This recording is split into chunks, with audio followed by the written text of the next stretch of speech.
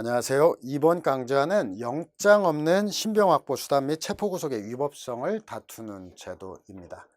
실제로 경찰 승진 시험이 지속적으로 어려워져서 이제 사례는 단순 암기가 아니다. 전체적으로 이해를 해야 되고, 그 다음에 어떤 사례를 내 스스로 장악을 해야 된다는 거예요. 그러니까 외워서 이거 나오면 이 책에서 봤으니까 이거 하지만 사례는 글자 하나 틀리면 여기 단서 하나가 붙으면 답안이 확 달라지게 되거든요. 그래서 내 스스로 사례를 완전히 확지해야 된다. 근데 여러분들 아셔야 되는 게 뭐냐면 변호사 시험보다 우리가 사례의 수준이 높습니다. 그런데 우리는 형사소송 한 과목만 주관식을 보게 되고요. 형사소송법 한 과목에서도 수사와 증거 이 두 파트만 보게 됩니다. 그래서 실제로는 전체적인 이해로 낸다고 하고 변호사 시험보다 한 단계 위 이렇게 단서를 줬다 하더라도 우리가 가지고 있는 것은 변호사 시험을 준비하는 사람보다 어떤 실무적인 역량, 솔직히 얘기해서 아니 나는 수사부서에 있지 않았는데 라고 얘기한다 하더라도 아니 수사부서에 있지 않아도 우리가 기본 개념 알잖아요. 용어는 알잖아요. 그리고 실습할 때 좀 어느 정도 봤잖아요. 일반인들이 경찰관, 현직 경찰보다 특히 수사부서가 아닌 사람보다 절대 많이 알 수가 없어요. 그러니까 변호사 시험을 준비하는 사람들이 그게 따라가지 못하고, 변호사 시험은 7과목이지만 객관식, 주관식에서도 사례, 기록형까지 합치면 시험의 범위가 최소한 우리 시험보다는 5배 이상은 많습니다. 그런데 여기에서 실무적인 역량도 있고 어떤 시간, 우리가 근무 시간을 한다고 했지만 투자 시간이라고 하는 게 시간이 더 많습니다. 그리고 범위는 더 좁고요. 그렇다면 이 한 단계 위라는 건 무시하고 전체적인 이해와 그리고 사례를 장악한다는 관점에서 사례를 출발해야 되지 더 이상 그냥 단순 암기로는 안 돼요. 그러면 어떻게 사례를 유기적으로 갈 것이냐. 그래서 이번 교재에 있어서 제가 고민을 한 게 여러분들에게 사례를 유기적으로 가기 위해서 어떻게 순서를 정할 것인가. 그래서 자, 첫 번째로 여러분들이 사례에서 큰 줄거리가 이 체포라고 하는 제도, 체포, 영장 없는 신병확보예요. 영장 없는 신병확보라고 목차를 잡아 두겠습니다. 그 다음에 이제 압수수색의 절차라고 하는 문제가 한 가지 별도로 있고, 영장주의 예외인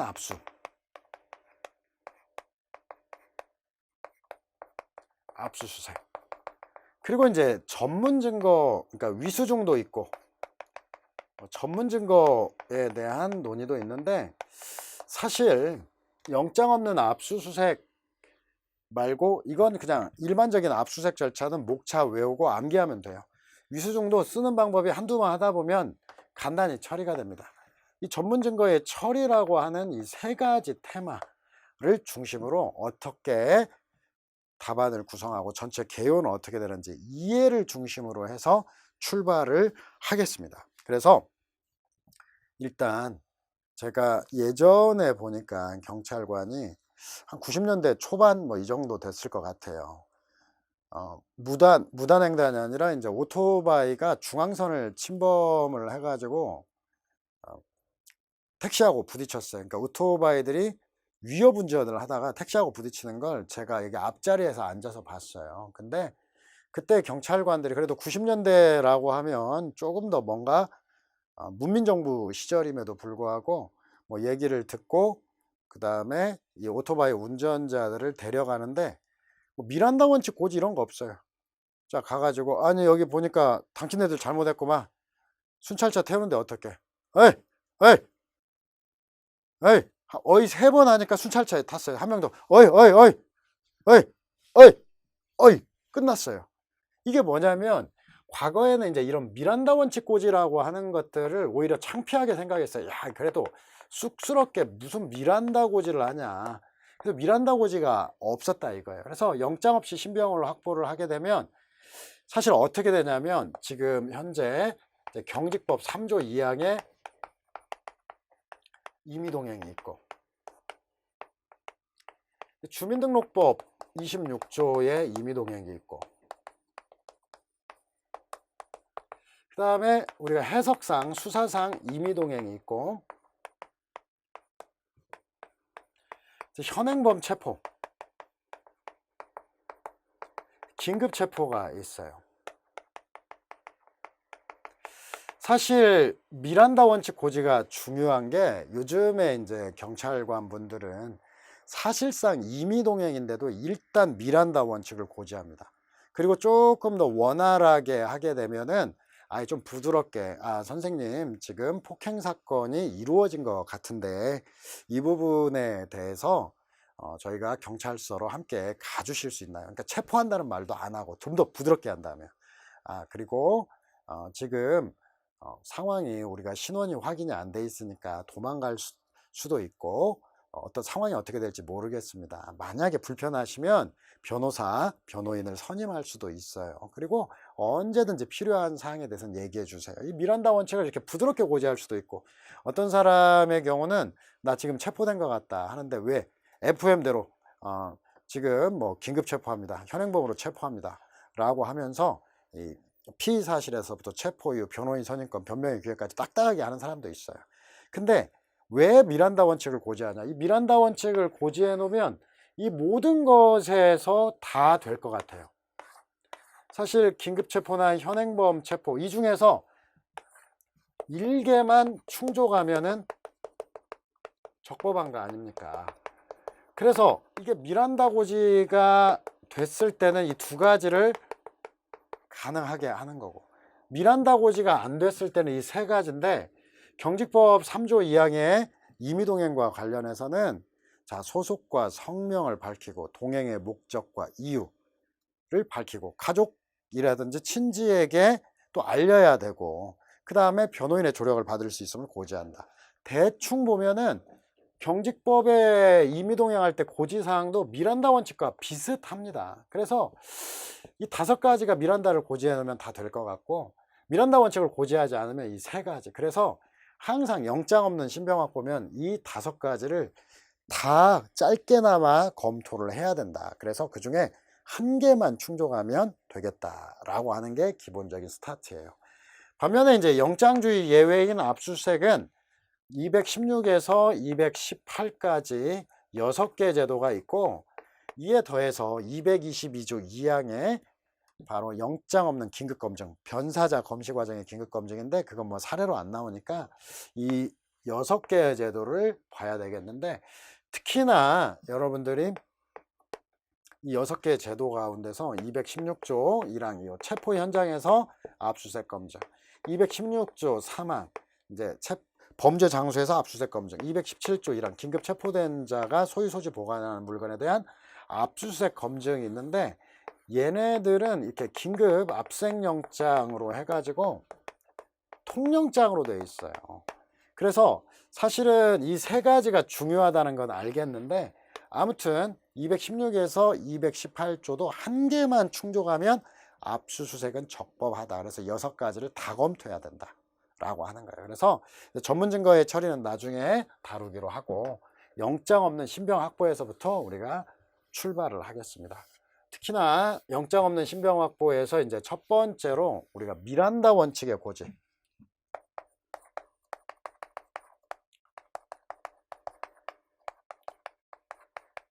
200조의 5의 미란다 원칙의 고지가 있는데 피의 사실, 체포 이유, 변호인 선임권이 있음을 말하고 그 다음에 변명의 기회를 부여해야 된다. 이렇게 되어 있는데 여기까지 이제 풀어 쓰는 일도 쉽지가 않은데 그래도 풀어 써야 될 쟁점들이 있어요. 그래서 이렇게 이제 외워 두시고요. 변기 사유 혹은 사유 변기 자, 미란다 원칙을 이제 고지를 하는 건데, 이 미란다 원칙의 고지와 관련해서 수사 실무에서는 범죄 수사 규칙에 따라서 진술 거부권도 고지해요. 그래야 향후에 뭔가 도움이 될 수 있다는 생각에 고지를 하는 거지만, 우리는 사례 문제를 풀 때는 그냥 이 미란다 원칙의 고지, 변기 사유만 쓰시면 되겠습니다. 그런데 이제 이 미란다 원칙의 고지에서 제일 중요한 게 뭐냐, 무엇이 제일 중요하냐, 제가 현직 변호사들한테 물어봐도 잘 몰라요. 그냥 변호인 선임권 아니겠느냐 생각하는데, 이 제일 중요한 게 이 피의 사실입니다. 피의 사실을 고지하는 게 제일 중요하다는 이유는, 어떤 범죄인지 모른다라고 하면 방어를 할 수가 없어요. 예컨대 정주영 씨 특수 강도 혐의로 지금 긴급 체포합니다. 그래서 바로 물어봅니다. 경찰관이 어제 저녁에 뭐 하셨냐. 그러니까 나 어제 저녁에 호텔에서 우리 선배가 국회의원인데 특히 웨스틴 조선 내가 인스타에도 올려놨어. 그 사람 만나가지고 밥 먹고 얘기를 하고 이런저런 얘기를 했다. 이렇게 얘기를 한다 이 말이에요. 이러니까 경찰관이 혹은 검사가, 그렇죠, 정주영 씨 그분 만나서 뇌물 주셨죠. 이렇게 하면 뇌물과 관련해서 뇌물을 주고받은 시점에 이 수뢰자를 만났다는 사실 자체가 보강 증거가 되거든요. 그럼 중요 부분에 대한 자백을 의도치 않게 하게 되는 경우가 있어요. 그래서 이 범죄 사실을 고지하는 것은 어떤 방어의 출발점이다 라고 하는 점이 이제 핵심적인 취지이고, 그리고 이제 이런 절차와 관련해서 이제 우리 실제는 미란다 원칙은 이렇게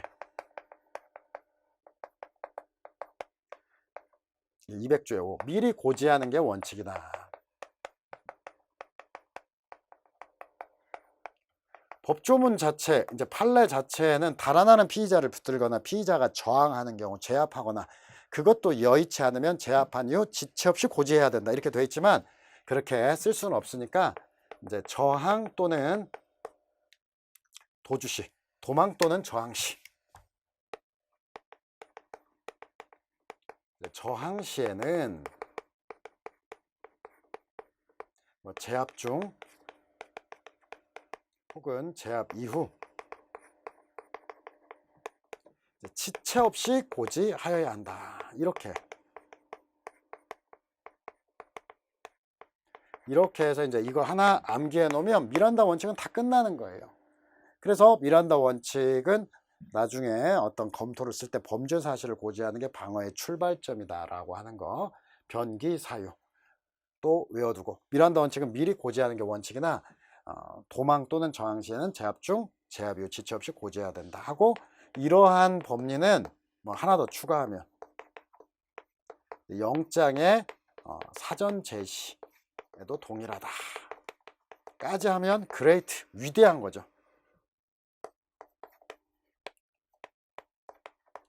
이렇게 해놓고, 자 그러면 이제 문제를 한번 읽어보도록 하겠습니다.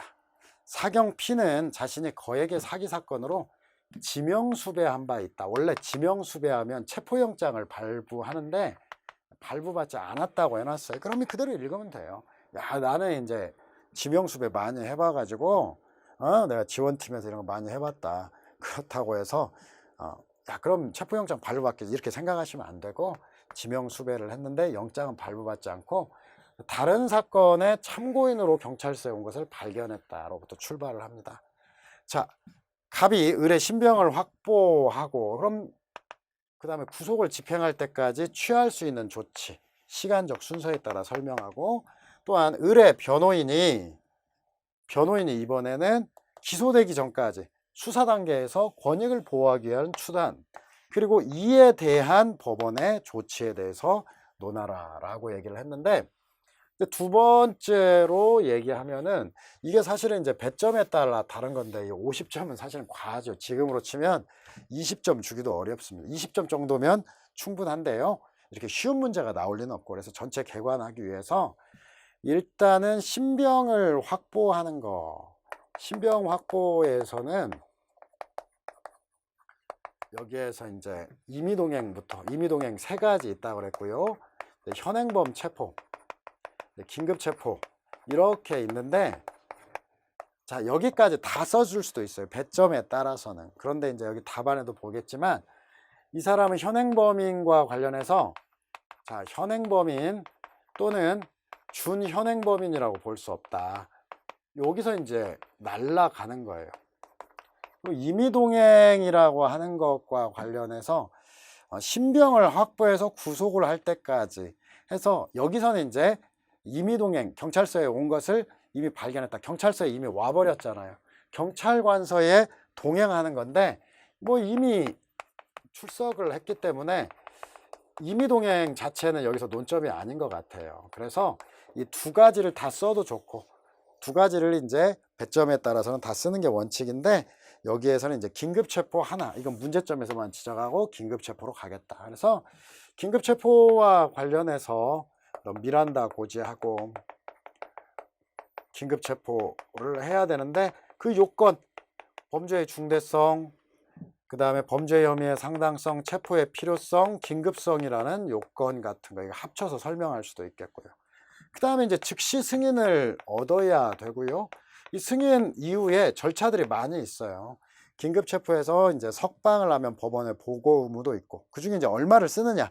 답안지는 제한이 없어요. 근데 구속을 시켰으니까 그렇게 할 수는 없고, 긴급체포하고 지체 없이 구속영장을 청구하되 늦어도 체포시로부터 48시간 내에 해야 되고, 뭐 긴급체포서도 작성하고 긴급체포 승인 건의도 받아야 되고, 뭐 이렇게 얘기를 해야 되죠. 즉시 승인을 얻어야 된다라고 하는 것과 함께 뭐 긴급체포서도 작성을 하고,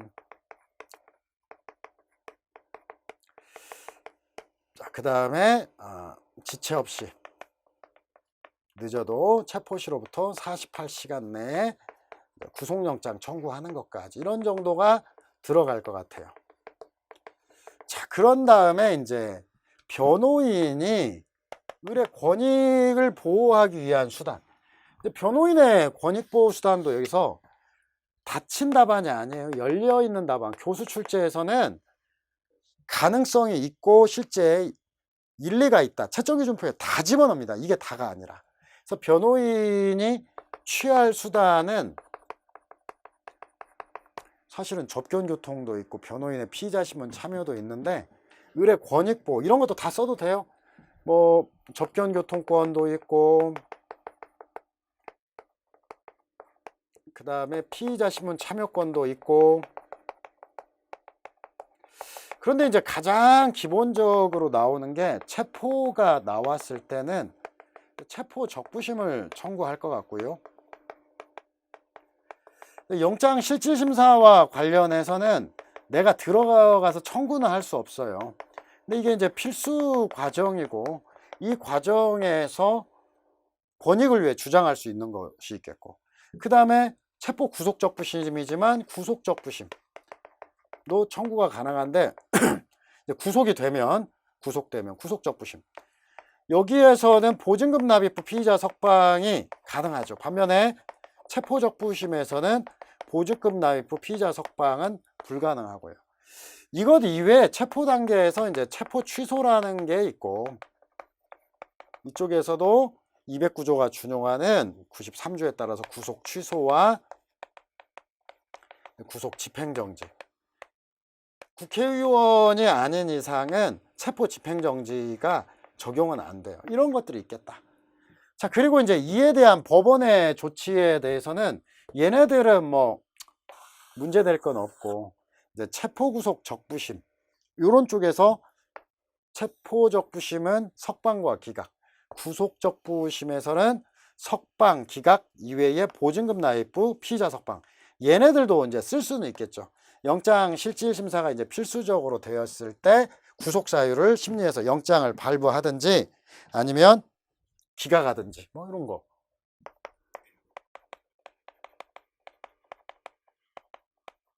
이런 정도가 이제 핵심이고, 여기에서 이제 여러분들이 하나하나 들어가면서 양념과 같이 내용을 이제 집어넣으면 됩니다. 여기에 써 있는 것은 기본적으로 가장 큰 뼈대일 뿐이지 이게 100% 답은 아니다. 여러분들에게 절차 개요를 설명하기 위한 거예요. 그래서 한번 살펴보겠습니다. 첫 번째, 갑은 이제 쟁점의 정리부터 이게 옛날식의 문제예요. 2000년 이전 정도의 문제는 이렇게 쟁점 정리부터 쭉 쓰게 되는데 지금은 이렇게 나오지 않고 하나하나 분설형이니까 이 사례를 암기한다? 그런 건 생각하지 마세요. 자, 쟁점 정리, 지명수배 중 우연히 다른 사건의 참고인으로 나왔다. 일단은 사전영장을 받을 수는 없죠. 체포영장에 의한 체포. 그다음에 현행범 체포는 현행범인이라든지 준현행범인이 아니다. 준현행범인이 아니다. 이렇게 이제 얘기하고. 그래서 사법경찰관은 구속 집행시까지 취할 수 있는 방법으로 긴급체포와 체포 후의 조치에 대한 게 문제가 되고. 자, 그 다음 변호인으로 할 수 있는 수단은 어떤 접견교통권, 피의자 신문 참여권 내지는 적부심, 그 다음에 이게 이제 중심이라는 거죠. 다 쓰기 어려우니까. 영장 실질심사라든지 체포구속 적부심, 그 다음에 보증금 납입, 피의자 석방 등에 대해서 검토한다라고 얘기를 해놨어요. 자, 그럼 먼저 사경의 조치부터 보는데 여러분들이 첫 번째 긴급체포를 암기해 주세요. 긴급체포를 이게 중필긴으로 외우는 분들이 있어요. 근데 저는 반드시 중상필긴으로 외우라고 해요. 중필긴으로 외우시는 분들은 사형무기 장기 3년 이상의 징역금고에 해당하는 범죄에 대한 상당한 혐의까지 하는데 문제는 급하게 쓰다 보면 객관적 혐의가 필요하다는 것을 빼먹을 수가 있어요. 그래서 중상필긴, 사실 이재상 교수님, 작고하신 이재상 교수님 이외에는 전부 다 중상필긴으로 나누고 있습니다. 그래서 나머지 교수님들은 객관적 혐의가 중요하다는 걸 알고 별도의 요건으로 분리하고 있으니까 중상필긴으로 나누시고, 체포의 필요성은 구속 사유와 똑같다. 도망 및 증거인멸의 우려, 그리고 긴급성, 피의자를 우연히 만난 경우와 같이 영장을 청구할 시간적 여유가 없는 경우, 이렇게 긴급성까지 풀어주고, 그 다음에 변기 사유, 이렇게 미란다 원칙을 고지하고 즉시 긴급체포서를 작성, 그 다음에 검사의 승인을 얻어야 된다. 사실 실무에서 현행범 체포도 되고 긴급 체포도 가능하고 이 두 가지 사안에서 경찰관들은 현행범 체포를 선택합니다. 이유는 뭐냐면 긴급 체포를 하게 되면 이렇게 석방을 해도 사후 통지를 해야 되고, 그 다음에 무엇보다 검사의 승인을 얻는 게 껄끄럽죠. 그래서 현행범이면, 가급적이면 현행범 체포를 하게 되는 이유도 이런 승인 때문에 그렇다. 자, 사안에서는 사기 10년 이하의 징역, 장기가 3년을 넘어가죠. 특경법이면 더 올라갈 것 같고, 일단 범죄의 중대성, 지명수배를 받았다, 객관적 혐의도 인정되고, 또한 체포의 지명수배니까 필요성, 긴급성도 우연히 발견해서 인정됐다. 그래서 긴급체포를 할 수 있고, 이 경우에는 어떤 미란다 원칙 고지해야 된다까지 서술을 했고요. 넘어가서 체포 후의 조치는 지체 없이 구속하고자 할 때는 지체 없이 검사에게 신청해서 구속영장을 청구해야 되고, 지체 없이 청구하되 체포한 때로부터 48시간 내에 해야 되고, 그 다음에 이제 생각을 해보세요. 영장을 청구하지 않거나 아니면 영장을 청구했는데 영장이 기각되면 즉시 석방해야 된다. 그리고 48시간 내에 청구하면 족하기 때문에 나중에 영장을 발부받았어도 그건 상관없다. 영장 실질심사가 진행되는 동안 48시간이 넘어갈 수 있고, 이러한 경우에는 구속 대기기간으로 일단 처리합니다. 자, 그리고 모든 영장은 검사의 지휘에 의해서 사경관리가 집행하고, 조금만 더 붙인다면 바로 이렇게 긴급체포 후에 구속이 되면 구속기간은 최초 체포시로부터 기산하죠.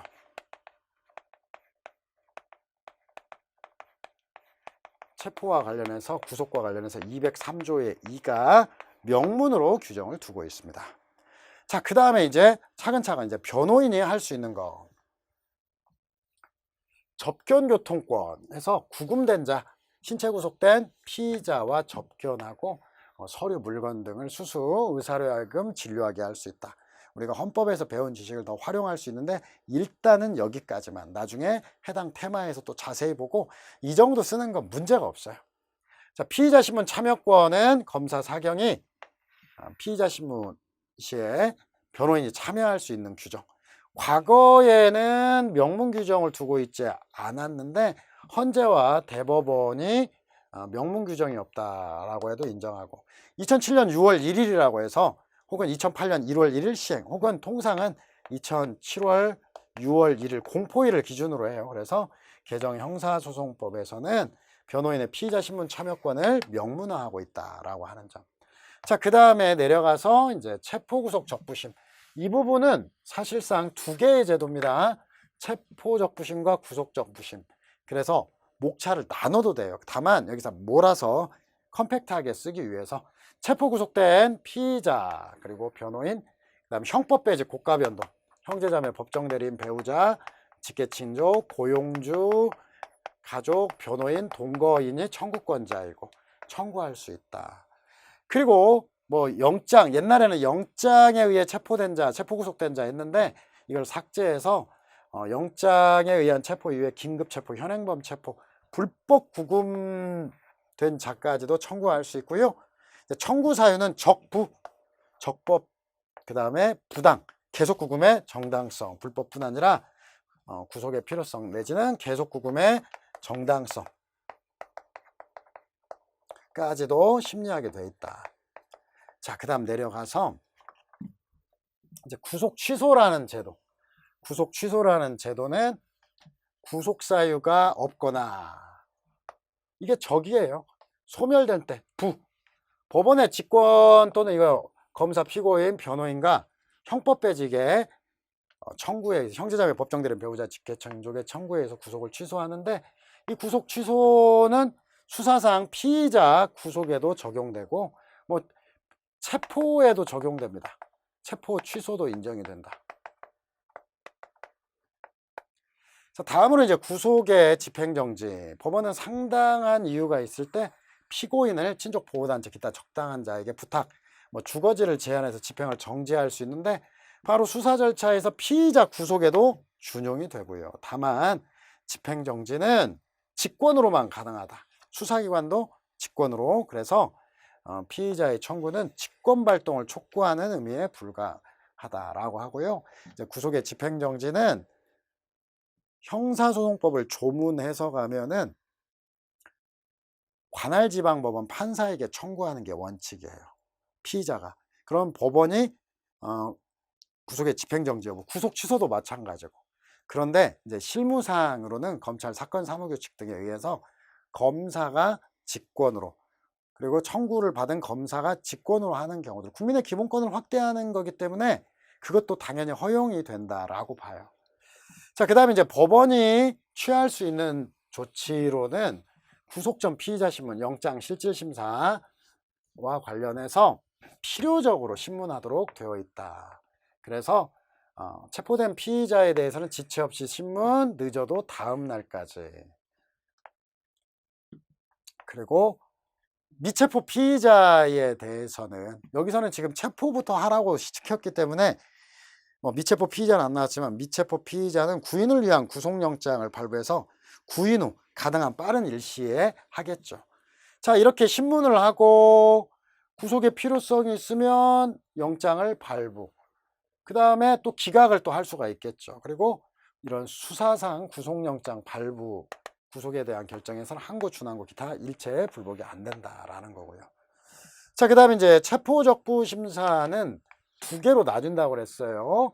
그런데 체포적부심 48시간 내에 신문을 하고, 그 다음에 뭐 이유가 없으면 기각을 하고, 이유가 있으면 석방을 명하고요. 자, 그 다음에 뭐 여기서 재구속, 도인인데 도망이나 증거인멸의 경우를 제외하고는 체포구속 못하는 거. 이건 뭐 단문에서 합쳐줄 수 있고 꼭 안 써도 되는 거고. 자, 그 다음에 보증금 납입 피의자 석방은 보증금 납입을 조건으로 구속을 정지하는 제도인데 일단은 구속적부심사와 결합이 되어 있다. 체포적부심에서는 안 되고요. 두 번째로는 직권보석, 즉 피의자의 청구권이 없다. 이런 정도. 그리고 이제 우리가 단문에서 볼 때 다만 보증금 납입 피의자 석방 결정에 대해서는 뭐 보통 항고할 수 있다라고 하는 것도 여기다 붙여놓을 수도 있겠고요. 자, 그리고 이제 마지막으로 사안의 해결에서 사경은 앞에 이제 정리한 거죠. 여기서는 정리해서 긴급 체포. 그래서 이제 여기 앞에도 실제 쓸 때는 이제 미란다 원칙 고지하고 이제 검사의 어떤 신청도 하고 영장을 발부받고, 그 다음에 변호인은 뭐 접견이나 피의자 신문 참여, 그래서 체포 구속 적부심, 뭐 구속 취소 혹은 구속 집행정지에 대해서 직권발동 촉구할 수도 있겠고, 법원은 이제 영장 실질심사가 가장 기본이고, 그 다음에 구속 전 피의자 신문, 영장 실질심사, 그 다음에 피의자 변호인의 청구에 의한 적부심도 체포 적부심, 구속 적부심, 나아가 어떤 구속 집행정지나 그 다음에 뭐 보증금 납입 조건부는 적부심에서 나오고, 뭐 구속 취소도 가능하고.